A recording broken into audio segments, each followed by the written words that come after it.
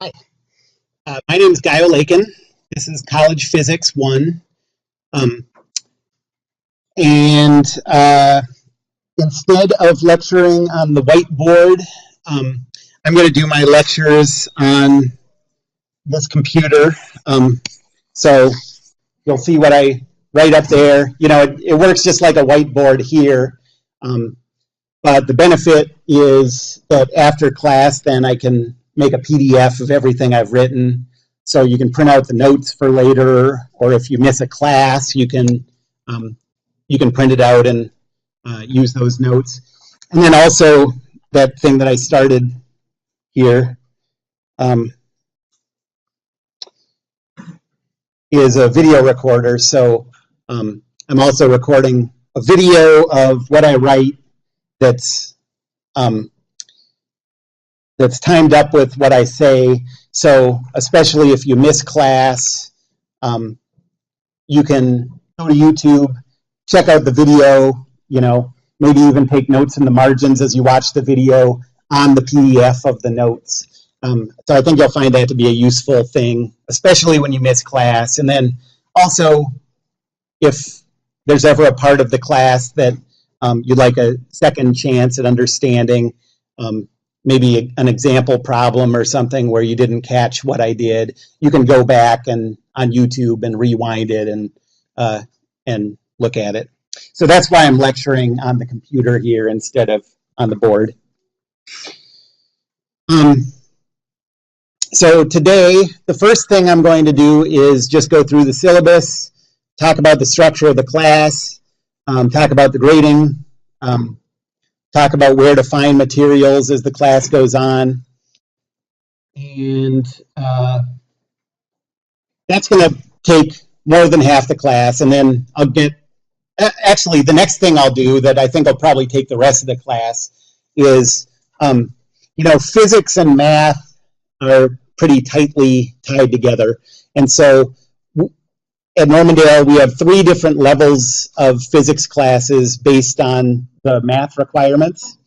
And so I'm going to give a little math, sort of a math quiz. You don't have to turn it in, but it's just kind of designed to show you the type of math that you're going to see in this class, make sure that you're in the right spot.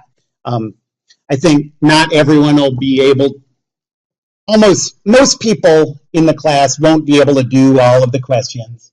But what I'd like is for you to sort of recognize that you've done problems like that before. Maybe I'd like you to feel like if you had time, you could remember what textbook to go back to and remind yourself how to do these things. If these math questions just look totally foreign to you, then we should talk about it, but maybe this just isn't the time to take the class for you. You know, there's also a physics class taught at Normandale that only requires like regular algebra, and so that's an option. Oh, and also this comes up every once in a while. Anybody who is here planning to take this as the physics requirement for any kind of engineering discipline at Normandale or at any university, this is not the right physics class for engineering. All of the engineering physics requirements, no matter where you are, use physics with calculus. So come talk to me if that's the situation too. I think there are plenty of spots still open in the calc-based physics classes, so it shouldn't be a problem, but we should just get you in the right class right away.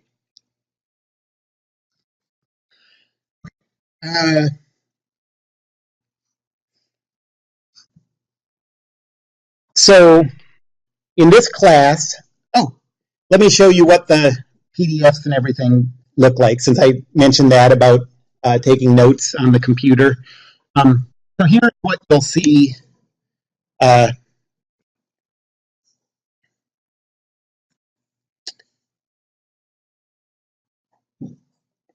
Okay, so I'll show some notes from last year's version of this class. I'll just go to some random day.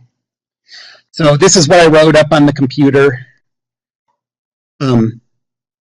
It's smaller than what I wrote, so you'll be able to see it more clearly while I'm writing it up there. But you can just print this out and see exactly what I wrote. Whoops. Okay. And the videos look like this.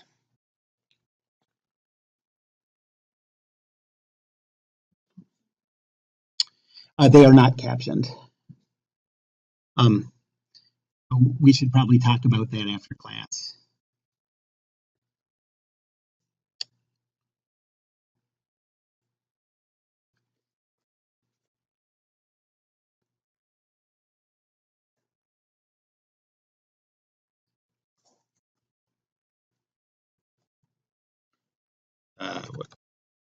So college physics 1.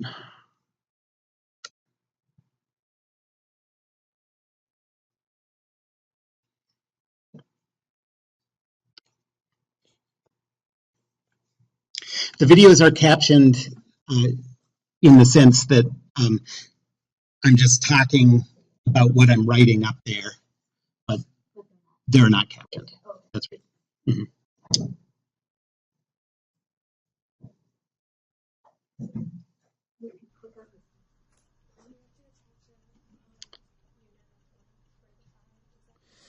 They don't have units. Wow.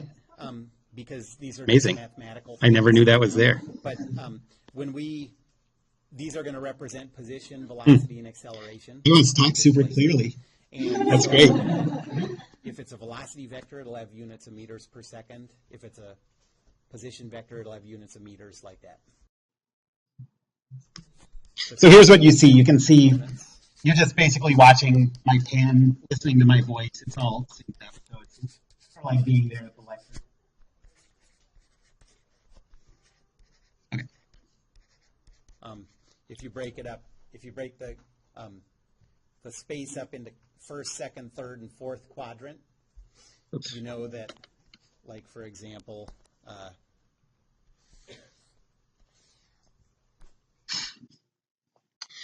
okay, so now let's go through the syllabus. All of the materials for this class are on D2L. So if you have not used D2L before, the first thing you need to do is figure out how to get on there. If you go to the main Normandale webpage, just normandale.edu, up in the top right, there's a little link to D2L.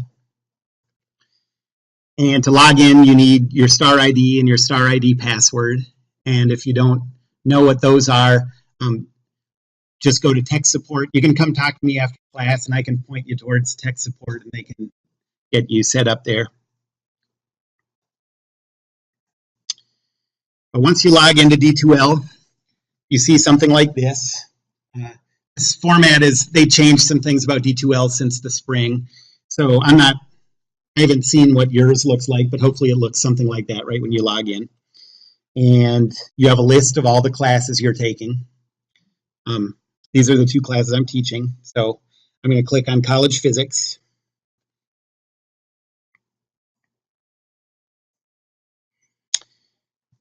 And when you get into college physics, on the left, there's a list of announcements. I'm going to try to be good about updating those anytime a test's coming up or anytime I add something or correct something to materials that are up there. So the first thing you should do when you log into D2L, and I would say get in the habit of logging into D2L for this class every day or every other day or something like that. Do it pretty regularly.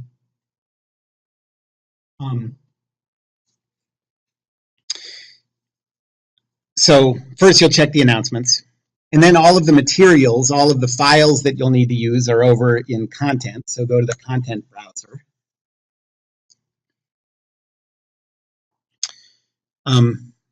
And there's a section, old lecture notes from last fall.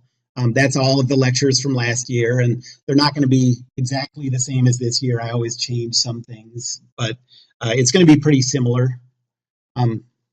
So if you ever want to read ahead, this is a good place to look. As I'm going to mention in more detail in a second, there's no required book for this class, and I would recommend for most people, don't deal with a book. I'm going to try to tell you everything that you need to get ready for the tests and the homework.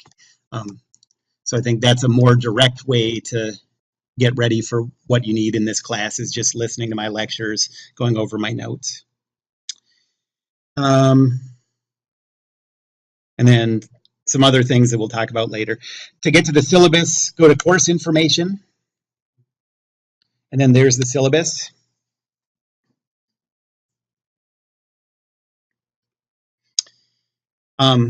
There are 5 lab sections. 2 are at night, 3 are during the day. This gives the information for when all of those meet. And knowing when those other lectures and lab sections are could be useful to some of you if you ever can't make it to your lab or your lecture, but you can make it to one of these other lectures or one of these other labs. You can always, you should talk to me beforehand before you just show up at the lab, but you can always go to these other labs and these other lectures to make up for times that you can't make it.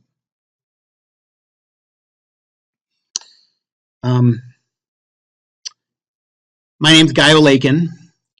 I have a PhD in mechanics. Engineering mechanics is what most places call it, which is sort of the engineering of deformations and loads applied to rigid bodies. So I'm not a physicist, which means that if you're ever curious about, like, you heard that in Switzerland they just figured out how to bounce a quark into a neutrino and make an anti-whatever, and I pretty much can't help you. Like, I wish I could. It sounds really cool, but I really don't know anything about that stuff except what I've read in Scientific American or whatever. But the physics that I use in my area of engineering is all of the stuff, the physics, mechanics, the traditional Newtonian classical mechanics that we're talking about in this class. So I'm not going to tell you anything wrong in this class, or not very much. But yeah, I can't help you too much with, like, the modern physics, cool physics. All the stuff that you're like, no way, no, I don't know anything about that. My office is upstairs, S2302. My office hours are not going to be in my office, so you won't need to go to my office probably too much, but there could be times when you want to make an appointment to meet with me or something. And so to get to my office, there are some stairs right down the hall this way, and my office is right at the top of the stairs. The best way to get a hold of me is email. You can also leave phone messages at this number, but email is quicker for me. And if you ever send me an email and I don't get back to you right away, well, right away, let's say 24 hours. If I don't get back to you within 24 hours, just write me another email politely saying that I ignored your first email, and then I'll feel bad about it, and then I'll write right back. Okay? But don't, I know, like, you especially, I know you're thinking, like, okay, I'm going to just send the first email saying that I skipped an email you already sent. No, don't do that. I'll catch you.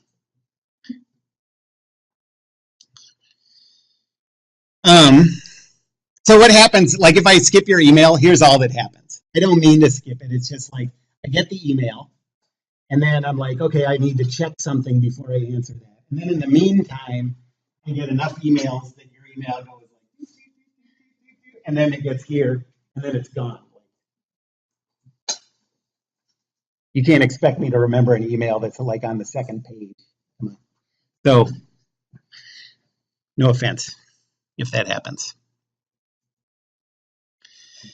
And then sometimes, like at the end of the semester,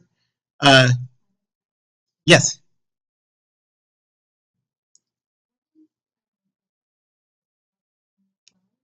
The class, 11:10.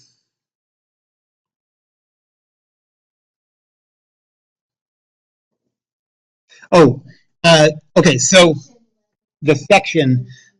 So all of those sections have to do with what lab you're in. So this day lecture is made up of 3 different lab sections. Section 11, 12, and 13. So you could be any one of those. Eric, since we already had your lab, you're in section 11. So your class is 1110-11. Sure.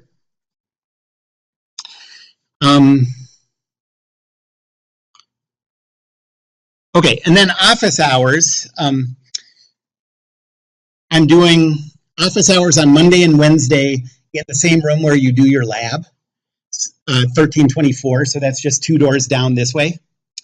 All of my labs I do in sort of a study hall format, so feel free. I would encourage you, if you find any of these office hour times that work for your schedule every week or most weeks, you don't have to wait until you have a question with homework to come to office hours. Just come on in. There'll be places to sit and work, probably other people in the class sitting there working who you can work with. And then if you get stuck on something, you can ask me questions about it right then. And people who take advantage of that format and just get in the habit of coming to office hours regularly seem to really benefit from it. So I would definitely recommend that you see if that can work for you. So I have office hours Monday and Wednesday in the lab room. Monday is 4 to 6, Wednesday is 5 to 6. And then Tuesdays and Thursdays each, I have 1 office hour that I'm holding in the tutoring center upstairs. And so all of those, just bring your stuff in, start working on things. There'll be other students there if you have questions. I'll be there if you have questions. And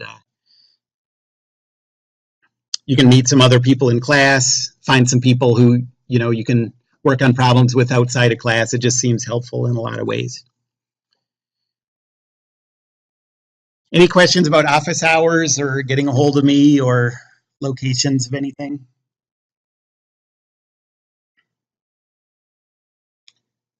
Okay, so next is the materials that you need for this class. The most striking thing missing from required materials is a textbook. I think if you're taking this class to get ready for a standardized test like the MCAT or I think maybe the the pharmacy standardized test, I think has some physics on it. So if you're taking this class knowing that you're going to have to take a physics test later on, you might want to get a textbook as a reference material.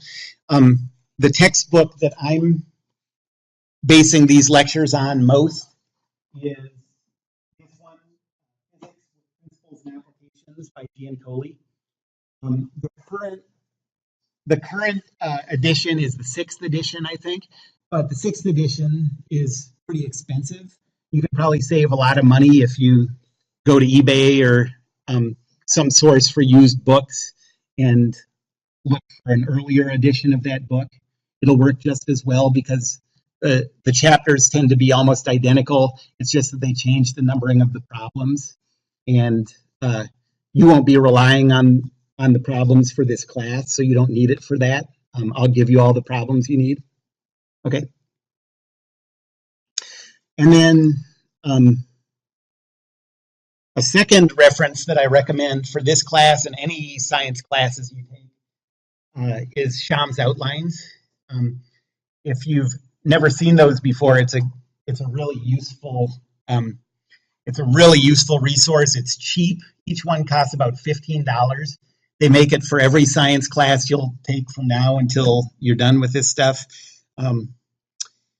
And it's a paperback book with little concise descriptions of all the topics.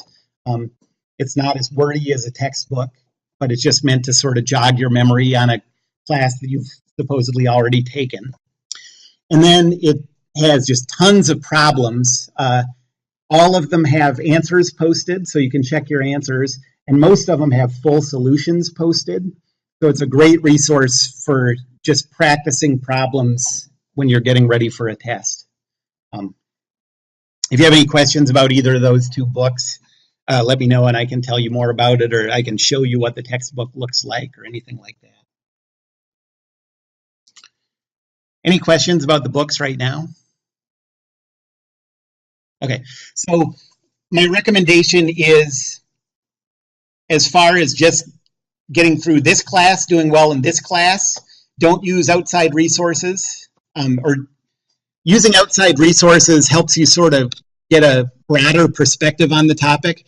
But as far as just getting ready for the problems that I'm going to give you, my lectures are just designed entirely for me to try to get you as ready as efficiently as you can for the kind of problems I'm going to give you and the exams. So really, I would say, if all you're trying to do is get ready for this class, don't go to other sources. Just use my notes and my lectures. And if there's something you don't understand, just come talk to me about it. I think that's the most efficient way to do it, you know.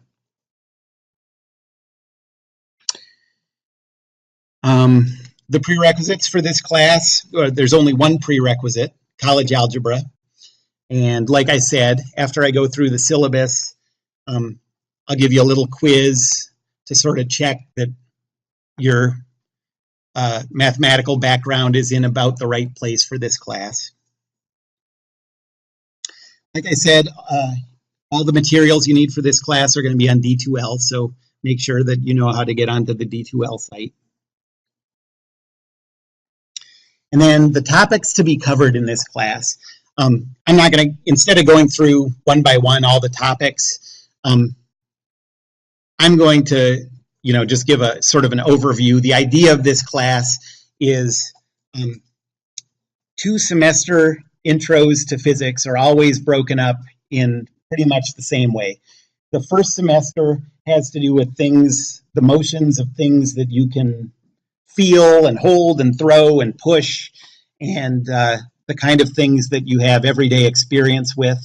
But we're going to learn how to do calculations regarding those things. And then the second semester is primarily electricity and magnetism, stuff that you don't have as much intuition naturally about.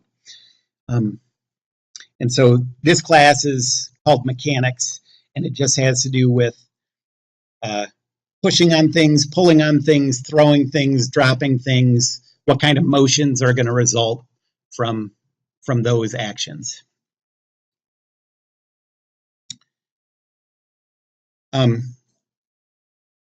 The grading for this class, it might look like my grading scale is a little high. It's 92 for an A and above, 82 for a B and above. Then it drops down to 70 and 60. But really, I've just settled on that grading scale over time from experience, just how people tend to do on the kind of assignments I tend to give and the kind of tests I tend to give. I think you'll find that it's not a particularly hard graded class. If you're doing all the work that I assign when I assign it, and you're doing the background reading that I assign when I assign it, I think you'll find 92 and 82 is not that high, really. It mostly just has to do with I tend to do example problems that are similar to the problems I assign, and my exam questions tend to be similar to the problems that I assign, and people just tend to do pretty well on exams and stuff. Okay. And the weighting for the grades breaks down like this. Exams are 70%. There are these lecture quizzes that are 20%, and then lab exams that are 10%. The first thing that you notice about that grading approach is that the entire grade for this class is made up of things that are sort of a test format, and you're not turning anything in, assignments, and I know that there are people that don't like that format, that get nervous about that format. People who feel like their performance on tests often doesn't reflect the work that they do on assignments. I think you'll find, my experience has been that you'll find that won't be that much of a problem in this class. And the two biggest reasons why I think you'll find this grading format to feel pretty fair is, first of all, I make an extreme effort to give you plenty of time on the tests. So I don't think you'll feel like you're racing against the clock to finish these tests. We'll always have 80 or say 85 minutes to do an exam. And I always write the exams I try to write the exams to be 60-minute exams. So there should be a lot of buffer room there. I always think about trying to write an exam where half of the class will have turned it in and left within an hour. And so only half of the class is even using those last 20, 25 minutes. So I think that reduces the stress of the exam somewhat. And I think the other thing that I do that keeps people from really triggering test anxiety is that the format of the questions that I give on exams are very similar to the formats of questions that you will have already done in your assignments. And so you won't ever look at something and think like, oh, I have no idea how to approach that. If you've been doing your assignments, you should look at these problems and think like, okay, I remember one like this.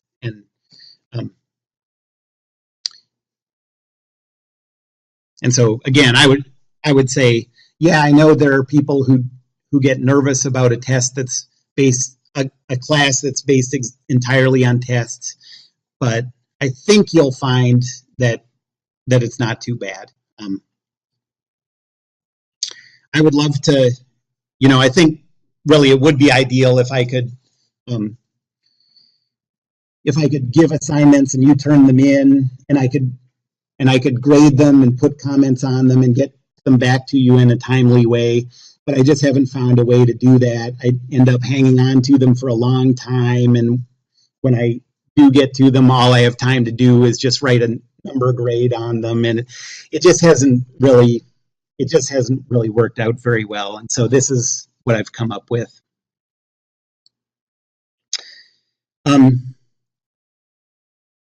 And so now I'm going to just one by one talk about these things, the exams, the lecture quizzes, the lab exams, and I'm going to talk about, so I'm going to assign problems, but you're not going to turn them in. Those will come into your grade sort of indirectly through these lecture quizzes and the exams. And so I just want to talk one by one about all of those parts of the class. Before I do that, does anyone have any questions about the grading scale or grading overall?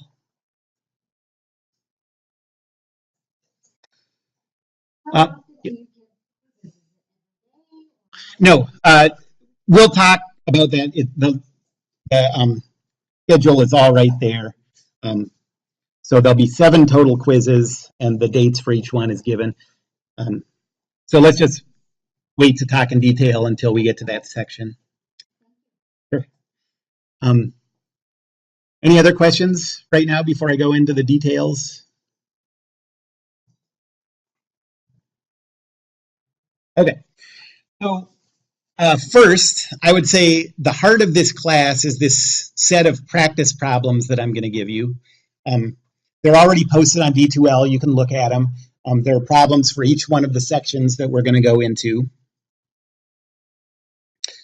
These problems are, like I said, very similar to problems you'll see on the exams.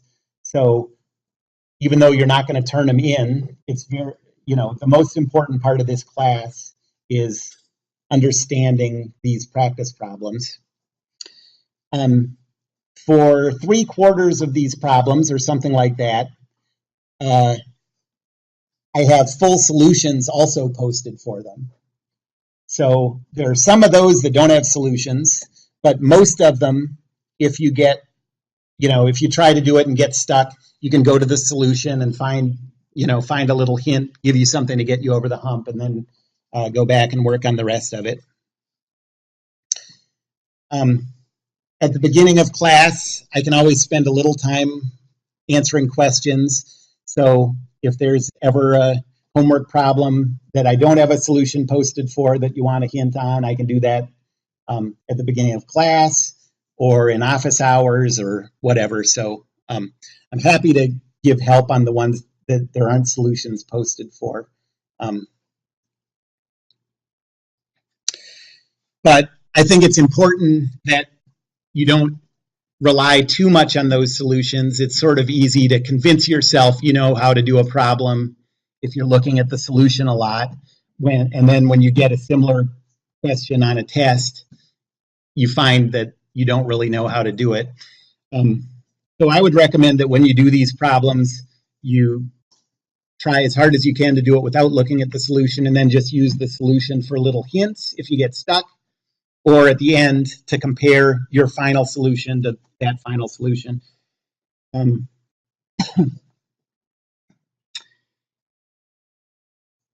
And as far as knowing when you're ready for a test, I would say the point you're trying to get to is you're trying to get to the point where for any one of those assigned practice problems, you could sit with somebody who doesn't know how to do it and explain step by step how to do it and answer questions about like why.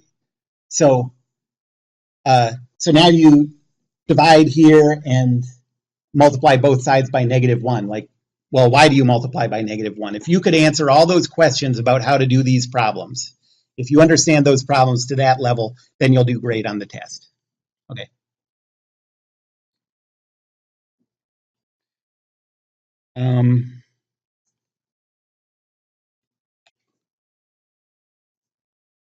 And okay, so if I go back to the content for the class, here are the practice problems. There's one for each section that we'll talk about. I'll just go to one at random.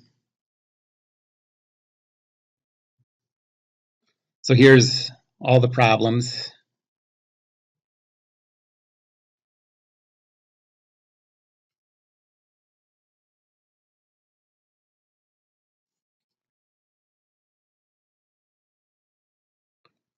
And then the solutions are in a separate section.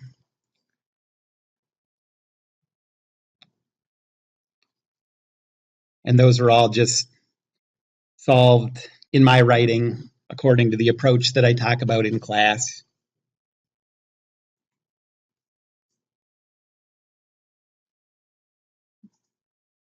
Any questions right now about the practice problems?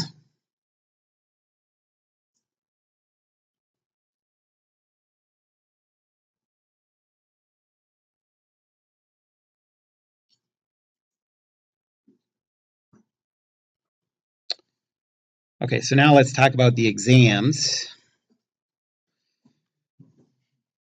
There are 5 total exams.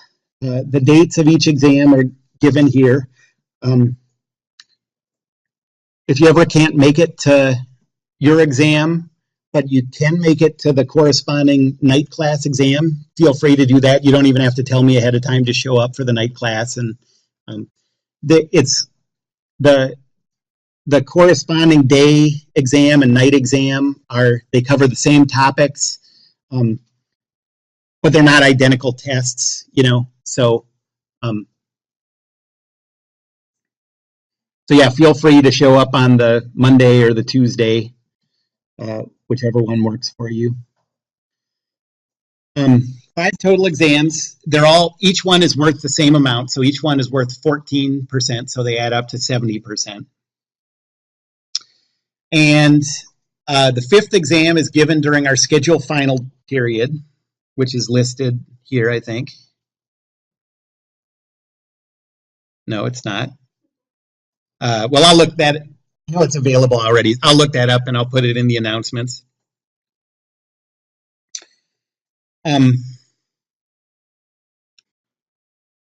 So once you've taken the 5th exam, that final exam, if that score is higher than any one of your first 4 exams, then your exam 5 score will count for itself, and it will also replace the lowest of your first 4 exams. So like if you bomb one of the exams, exam 2 you get 35% on or something, but you get 95% on exam 5, then you get a 95 for exam 5 and you get a 95 for exam 2. Okay. That also is the makeup policy for this class. So if you miss an exam, except in extreme cases, and we can talk about it, but the general policy is I'm not giving any makeup exams during the semester. If you miss exam 3, you get a 0 on it. And then when you take exam 5, you get a 90 on that. So you end up getting a 90 for exam 5 and a 90 for exam 3. Then you just don't have that makeup to make up for ones you've taken and done badly on. That's all. But my plan is for that to be the only way tests are made up in this class. Okay. Any questions right now about that? Yes.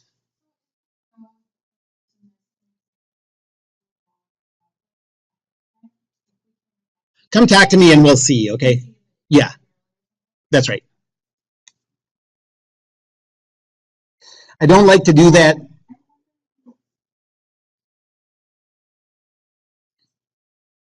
Like if I forget, like chemistry, for example, or some kind of review for, or not chemistry, but calculus, do I need to deal with the math? Or? Well, this class doesn't have calculus in it.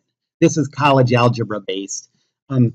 But I don't really have, I think what you'll find as far as the math goes is the math that comes up in the same way over and over again in the problems in that section. So we'll do example problems where you'll see how to apply the math. And then I think it won't be too hard to figure out how to do it.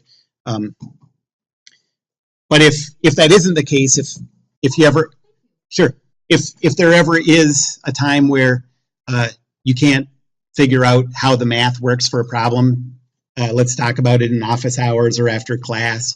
Or if you ever can't make it to my office hours, send me an email and we can schedule a time outside of office hours to meet.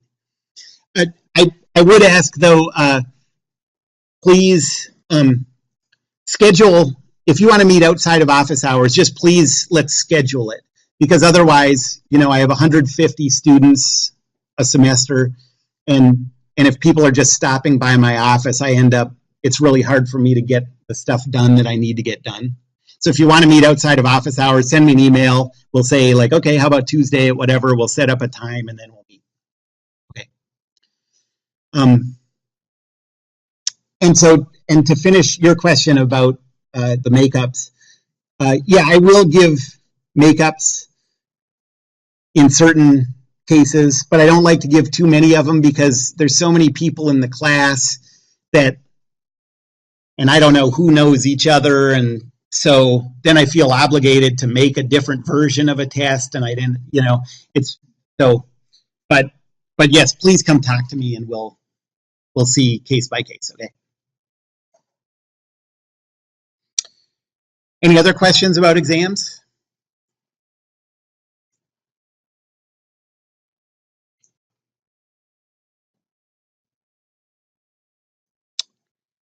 Okay, the next part of the grade is lecture quizzes. There's a lecture quiz just about every 2 weeks. and dates are shown here.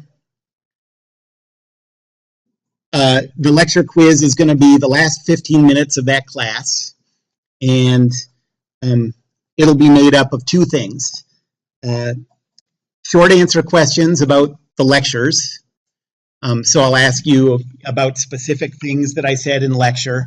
I'm going to focus on what I consider to be the big topics. So mostly there'll be things that I've drawn attention to specifically in class. But that's designed to make sure that you're reading back over your notes and rereading your notes.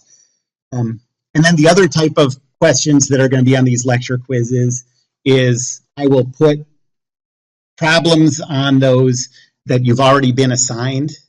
So, and you'll just have to redo that problem that you've already done or redo parts of that problem.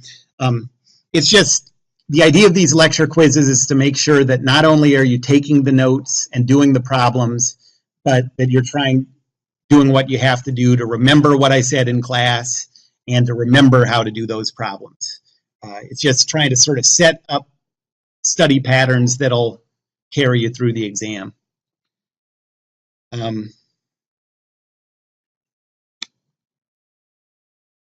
I will drop the lowest quiz score. So you can basically, you can miss one quiz and it won't affect your grade. All of the lecture quizzes together add up to 20% of your grade. So, so each one is worth about 3% of your grade.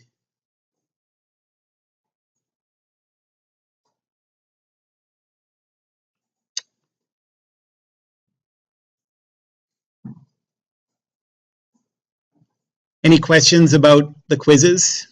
So those are, it's just 7 15-minute quizzes that we'll take at the end of classes on these days.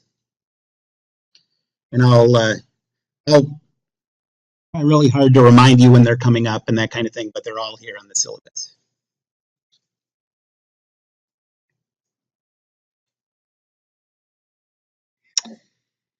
And then the last part of the grade is the lab exam. The labs are really designed to try to improve your intuition about what's happening with physics. One funny thing about this class is, you know, I said physics 1 is kind of the stuff you have experience with. Physics 2 is sort of this new stuff, electricity and magnetism. One of the difficulties, though, with physics 1 is that it turns out that for almost everybody, including, you know, me when I first took physics and everybody, some of the intuition that you have very strongly about the way materials act is wrong. And so some of these things that you've started to develop a very strong feeling about, we not only have to teach you how they really work, we have to go back and erase some of these really ingrained ideas that you already have. And it's surprisingly hard to do that, you know. You really cling to, everybody does, just really cling to these preconceptions that you have. And so these labs have been designed and are, you know, I'm constantly working on them, but the idea of these labs is to try to develop a correct physical intuition about what's happening. And so a lot of what these labs are is drawing arrows, drawing, this is going in this direction, this is doing this, this force is doing this. And 3 times during the semester, we're going to have lab exams during the lab period where you recreate some of the these kind of exercises that we've been doing in labs. Those 3 lab exams add up to 10% of your grade. So each one of those lab exams is, you know, worth 3 1/3% of your grade.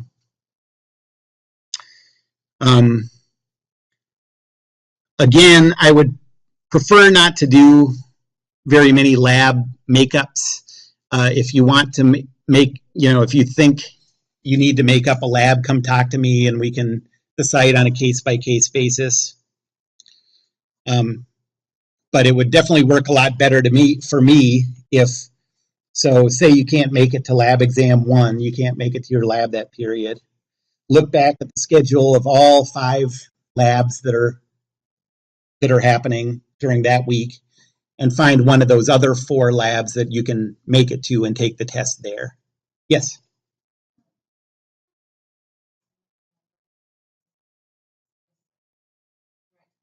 It isn't?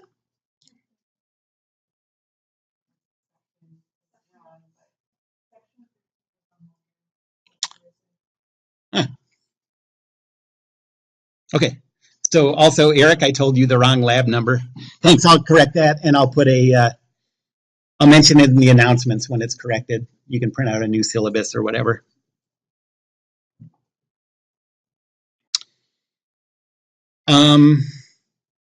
Any other questions about labs or the lab exams? I'll have to check on that. It sounds like what I'm being told is that the Monday lab is actually 13, is section 13. So you would be section 13.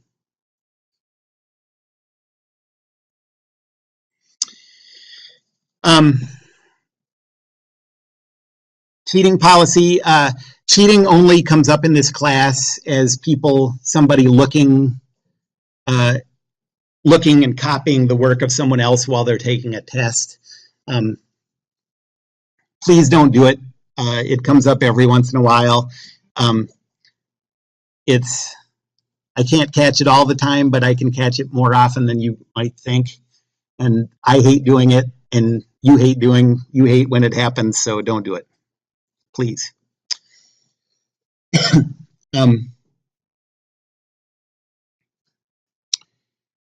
I don't take attendance, so you never have to come to class.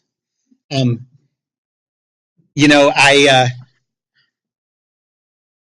of the lectures are posted on YouTube. All the notes are posted on D2L. If it works for you and you're diligent about watching those YouTube videos and taking notes the same way that you would be if you came to class, then you could show up just for the labs, do the rest of the class in your pajamas. I show up for exams too. And if it works for you, that works fine for me. You're not, I won't hold it against you. I have definitely had a few people, often it's been people with kids who, time at home is precious or whatever, and they've gotten A's in this class without ever coming to the lectures by taking advantage of those. So find what works for you. But I would warn you that I have also had people tell themselves that they're going to do the class all based on the videos and the notes, and then they either don't get around to watching some of the lectures, or when they watch the lectures, they're doing something else. They're not really paying as close of attention as you tend to in class, and things don't go well. So you know yourself better than I know you, but yeah, and if you don't come to class, you also can't ask questions. But feel free to use these resources however you want. I'm not going to take attendance at all.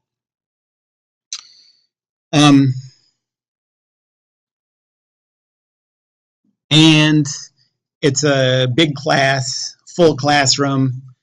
You're going to get annoyed at people probably at some point, but just try to, I'm not naming any names, but I can already tell who's going to get on my nerves.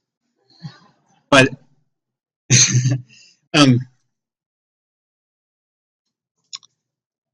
just try to be respectful. Don't talk with a loud voice while I'm talking, please. It's very distracting to me. Your mouths are facing me, so if you're whispering to the person next to you, I'm hearing it at least as loud as they are, and it's really hard for me to concentrate while you're talking. It's one thing to sort of ask someone like, oh, I missed that, whisper to someone like, what was that? Is that an alpha or whatever? But it's a very different thing to talk in an out loud voice repeatedly while I'm trying to talk. It's hard for me to deal with. So please don't do that. Please try not to let your frustration bubble over, and we'll all get through this in a good, comfortable way, you know. Don't sleep in class also, because there's no reason to be here if you're going to be sleep, you know. The notes are available online. You're not getting any, you know, you're not paying attention, so you're not learning anything. These chairs aren't comfortable to sleep in. Go sleep somewhere comfortable and then watch the video when you're ready to concentrate. Okay, anybody have any questions about the class or the syllabus? All right, if anything comes up later, feel free to ask me about it. So the next thing that we're going to do is I'm just going to write 5 problems up here that are representative of the kind of problems that you'll see in this class. I think very few people in the class will be able to do all 5 of those problems, or, you know, so don't worry if you can't do all the problems, but hopefully these problems look like things that you remember doing in the past. If all of these problems look totally foreign to you and you would have no idea how to start to approach it, then we should probably talk about it, and there might be a better approach for you than taking this class this semester at this time, you know. Here are the problems.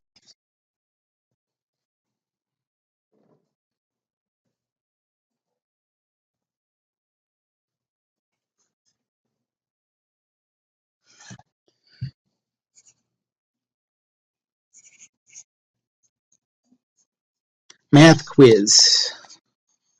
That's not a problem, that's the name. Okay, the first one. Plot the function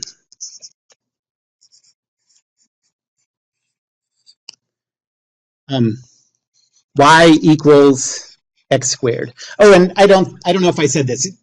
I'm not collecting these. This is just for you to look at these, think about them a little bit, see if you can get through them.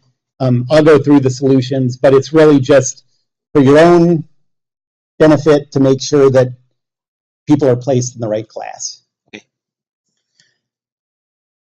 The second question is calculate the slope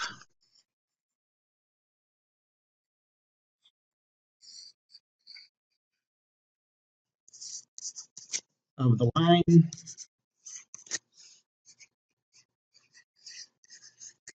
from the point 1, 2 to the point 4, 3.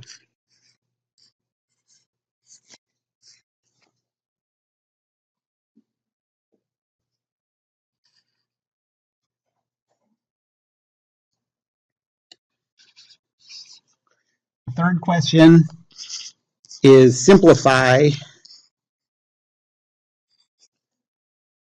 the expression a times b squared times c squared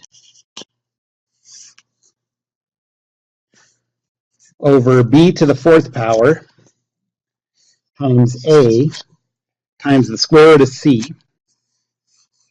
So you're not going to be able to come up with numerical values for these. You're just going to come up with a simplified form of this expression in terms of a, b, and c.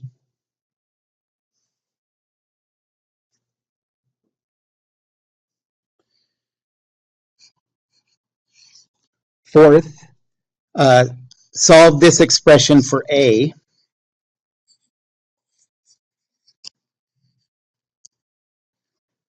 We have the equation a squared times b times c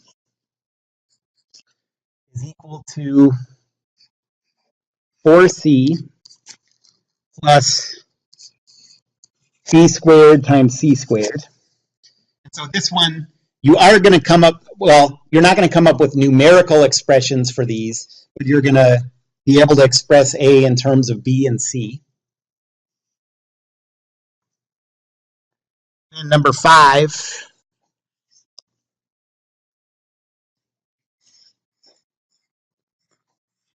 solve this system of equations.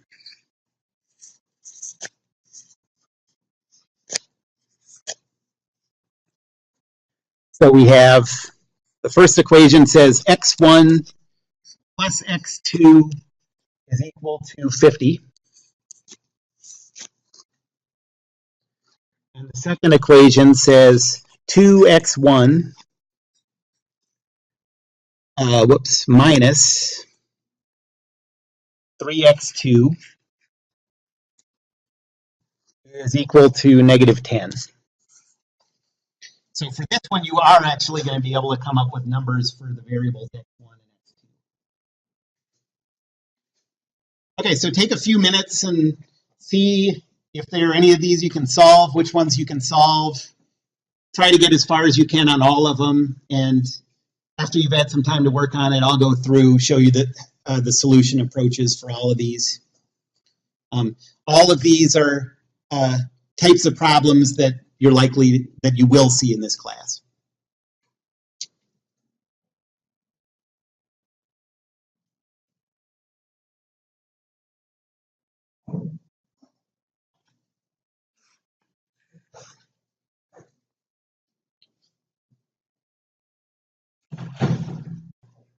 Okay, so I'm just going to go through how to solve these. Then we'll stop for the day. If anybody has any questions about the math level or anything like that, I'd be happy to talk to you after class about it. Okay, so first of all, this was the one where you're plotting this function y equals x squared. That's a quadratic function. That's something that's going to come up in this class a lot. We'll see this a lot. And if you don't remember what that graph looks like, you can always do it by plotting points. Choose x equals 0. 0 squared is 0, so we know this is one of the points.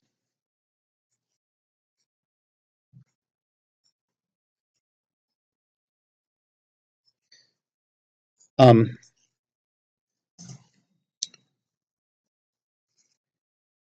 then if x is equal to 1, 1 squared is 1, so we know 1, 1 is a point.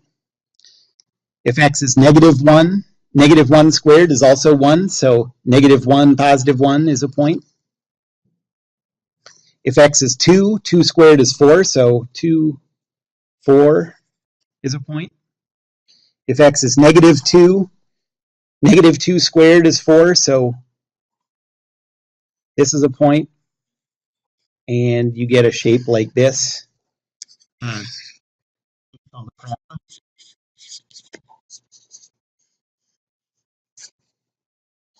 And these parabolic functions are going to come up pretty often. Any questions about that first one?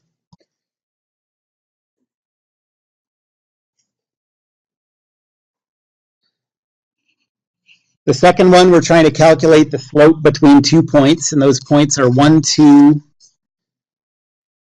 and 4, 3. And if you remember, slope is equal to rise over run.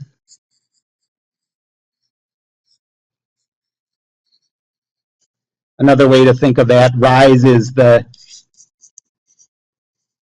change in height.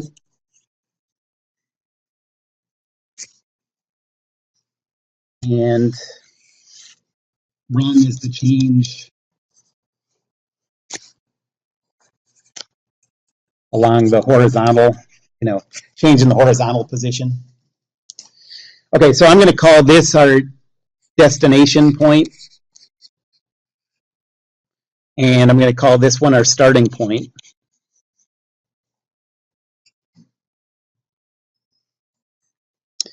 Then the slope is equal to, so we're going to take the height of the destination point, that's 3, minus the height of the starting point, that's 2, and divide that by the horizontal position of the destination point, that's 4, minus the horizontal position of the starting point, that's 1, and you get a slope that's equal to 1/3.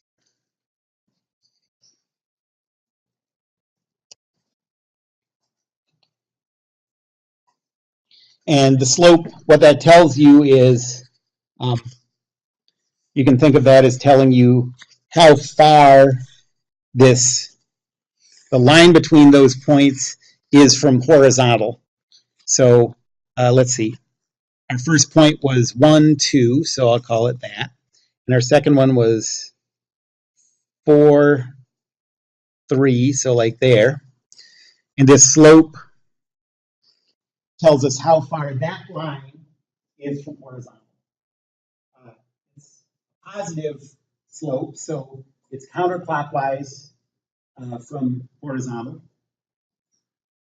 And the numeric value, the 1/3, if you're closer to 0, then you're closer to horizontal. If you're farther from 0, then you're closer to vertical.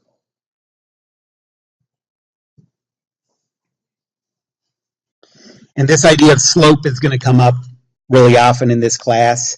A lot of the, Calculus 1 is all about calculating the slope of functions at a single location. And Calculus 1 sort of comes into physics naturally because of the relationships between those slopes of functions and this new function. And anyways, that'll come up a lot.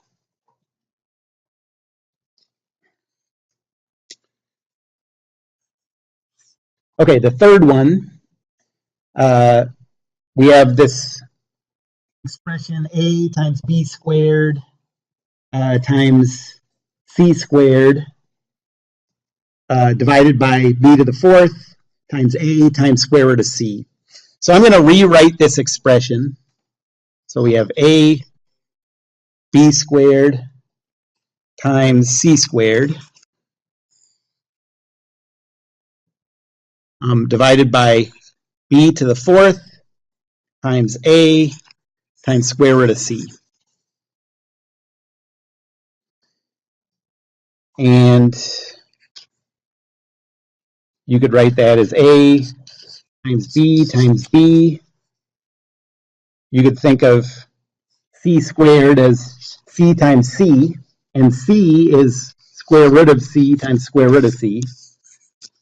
So you could think of the numerator like this, and the denominator as b times b times b times b times a times square root of c.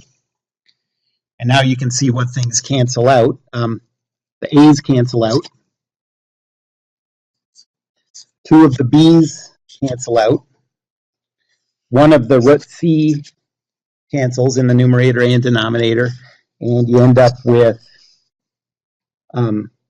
c times the square root of c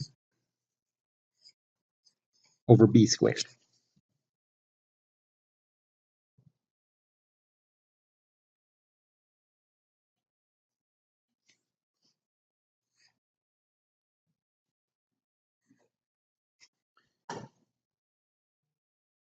Number 4, we're starting with this equation. A squared times b times c is equal to 4c plus b squared c squared. And we're trying to solve for a in terms of b and c. So the first thing we want to do is get a squared by itself. So I'll divide both sides by bc. So we get a squared is equal to a fraction where the numerator is 4c plus b squared c squared, and the denominator is bc. And now we'll take the square root of both sides, and we get that a is equal to, all this is inside the square root, 4c plus b squared c squared over bc, all this is square root. And that's almost done. There's one more thing that your math teacher always told you not to forget, and you always rolled your eyes. Plus minus. And this comes up, this is a super important fact in physics, because what this says is there are two solutions to this. One is that A is equal to the square root of all this stuff. And one solution is that A is equal to the negative of the square root of all this stuff. That's two different solutions. Both of them work. And in physics, each one of those solutions corresponds to a different physical thing. Okay? Those mean two different things happening. And so in physics, we're going to have to acknowledge that both of those two are possibilities. And then we're going to have to use something about the physics problem itself to determine which of those two possibilities we're dealing with. Okay? Yeah. Yes, you could. I just stopped there sort of arbitrarily. Yes, you could. Yeah.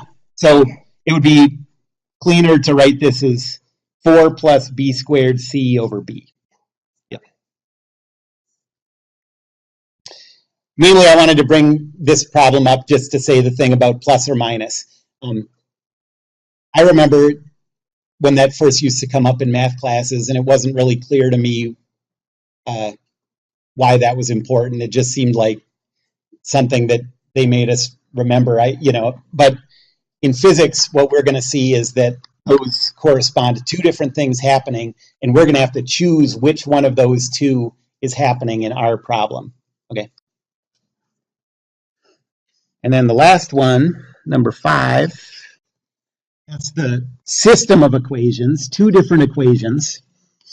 So we have x1 plus x2 is equal to 50. And 2x1 minus 3x2 is equal to negative 10. And you've probably learned a bunch of different ways to solve problems like this. That gives you, learning a bunch of different ways gives you flexibility, but it also makes it it can be sort of a sticking point. Like, what do I use here? I think it's useful to remember that substitution will just always work. And so, like, yeah, they made you learn all these different methods in math. Just use substitution here. And with substitution, essentially your approach is always, you want to take the simpler of those two equations to find a relationship between the two things, and then plug that into the more complicated equation. So I'm going to first use the first equation to come up with a relationship between these two. I'll say x1 is equal to negative x2 plus 50. And then now that we have this new expression for x1, I'll plug that into the second equation. And we get that 2 times this new expression for x1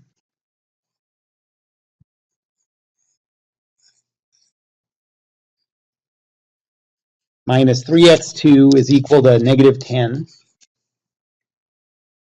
And we can rewrite that if I distribute this 2 through those parentheses. We have negative 2x2 plus 100 minus 3x2 is equal to negative 10. And so we have negative 5x2 is equal to negative 110. And x2 then is equal to 22. Are we done? No, we did the hard part, so it's easy to forget that you have an easy part still to go, but we still need to solve for x1. That means every equation that we've come up with in solving this system is a true equation, so we're just looking for one that makes it easy to solve for x1. So I'll just plug 22 in for x2 in this equation, and we get that x1 is equal to negative 22 plus 50, which is 28.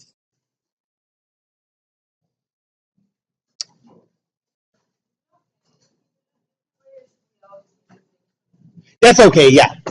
I mean, I think I just said that for the people who just remember doing a bunch of stuff and not much else. Yeah. Okay, that's all. See you Thursday.